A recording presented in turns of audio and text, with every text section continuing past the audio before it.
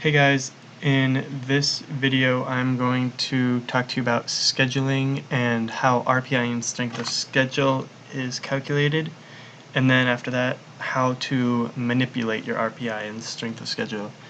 So we're gonna use my Lake Erie team in Crum D3 level, how to get a really good strength of schedule. So if you can see, I'm sitting at 6 and 12 right now. I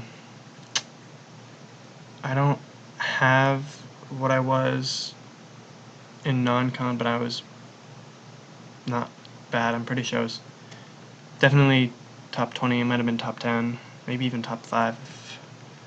I'm pretty sure I had 1 and 2. Yeah, I'm pretty sure I was top 5. So let's look at my non-con. I played all sims. Notice that right away. And I think I won them all really easy. Okay, I had one 8-point game, but everything else was a blowout.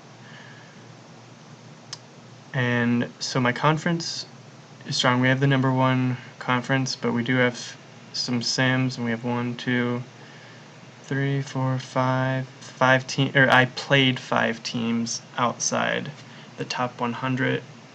A few of them were the same team, but so I played 5 teams outside the top 100, and 1, 2, more importantly, 1, 2, 3, 4, 5 teams with really bad records. Otherwise, everyone else, next worst record was 14 and 13, and then non-con, the worst record I played was a 16 and 12. So that gives me the 6th and 12th best strength of schedule. If you look at it, I really don't have the 12th best strength of schedule. Let's see. Okay, that would not be a good example. Let's see. Here's the 2nd best strength of schedule. That looks more like a tough schedule. I mean, look at that. That's all humans. There's one team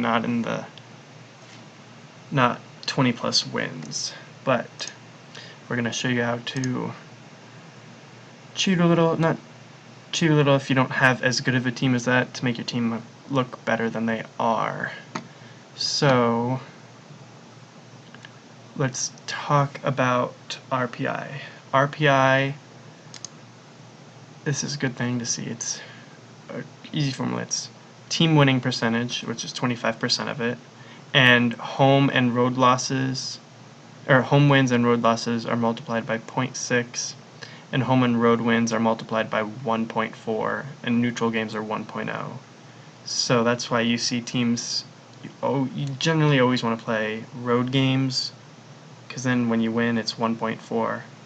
Have a road loss, 0.6, but we're going to be going 10 and 0 in our non-con. We're going to be trying to go 10 and 0 in our non-con, so we're going to be pretty sure we're going to get 10 wins on the road, get that 1.4 for each of the 10 wins.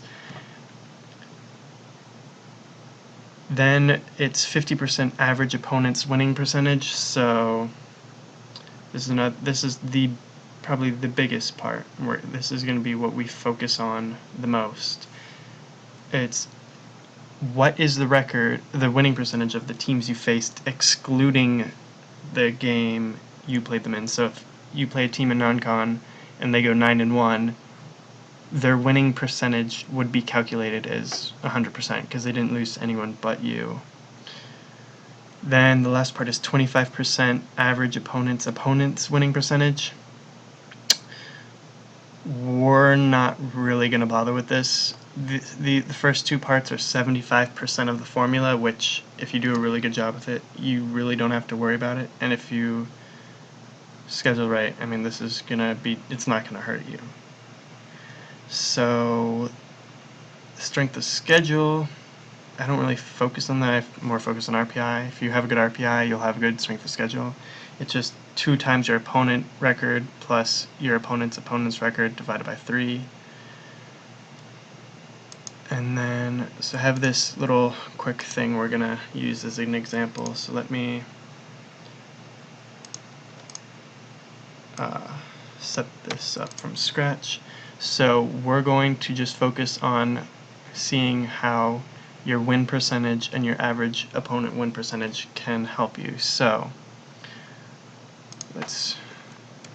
we're just going to look at your non-conference numbers just so there's less numbers to work with, and we're going to ignore the 1.4 bonuses because that's too much math. So let's see. So as usual, we're going to play wins. We're going to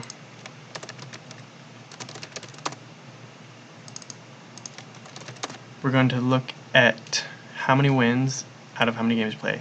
Now again, we're going to focus on getting 10-0, because if you're in a tough conference, you want those 10 wins. If you're not in a tough conference, you still want 10 wins. So we're going to give ourselves 10. We're going to give us that 100% win percentage for that first 25%. Now we're going to look at our average opponent win percentage. Now the key thing is most top RPIs come in around that 0.69, 0.7 range, meaning you want to be hitting, obviously you want your team winning percentage to be above 0.7, and you want your average opponent win percentage to be above 0.7, if not farther. So with team win percentage, you're getting much higher than that 0.7. So now let's come up with a average opponent win percentage. So let's see, the first team we play goes, we're just going to say we're going to try to get everyone above 6 wins. So I'll just create some numbers that are above. And again, it's outside, so they're only going to be playing 9 games outside of us. So let's see what our schedule would look like. I'm just going to give some wins. Say we do a good job and get something like that, 0.8025. That's pretty good. And again, you can't really tell anything. I mean, that looks like you played a good schedule, but I mean, again, this is not including average opponent win percentage. We're not going to focus on that. So we now have a 100% for that and a 0.8025 there. That would give us, oops, let me fix that. And we're just going to give some random number, like we'll just say 0.65 just to show it doesn't make a huge difference. And I did something wrong. Oops.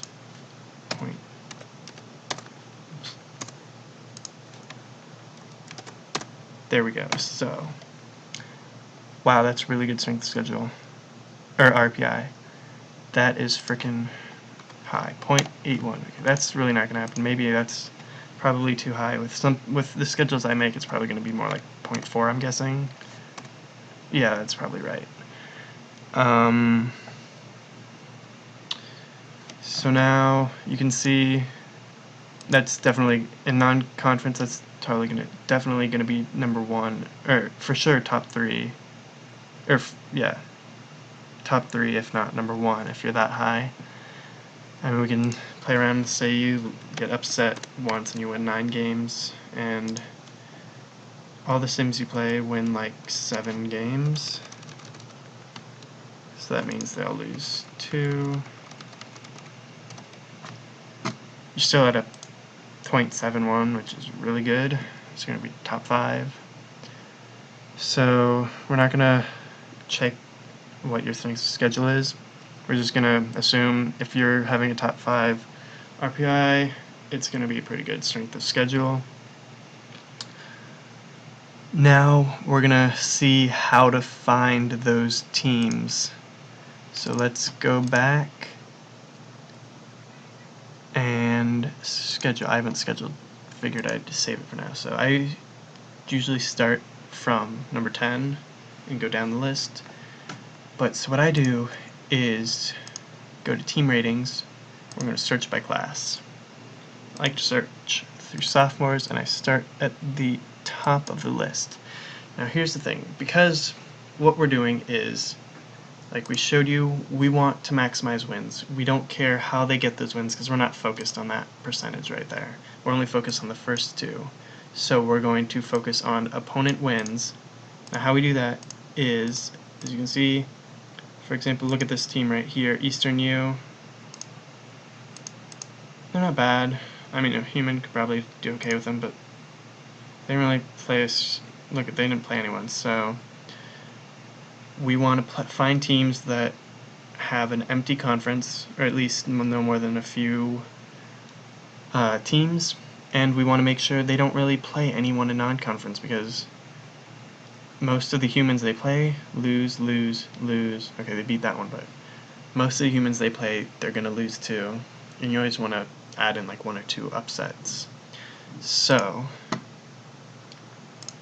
this is what we're going to do. We're going to search through team rankings, large sophomore classes. So rising junior, they'll be juniors when we play them. Now let's look at Shriner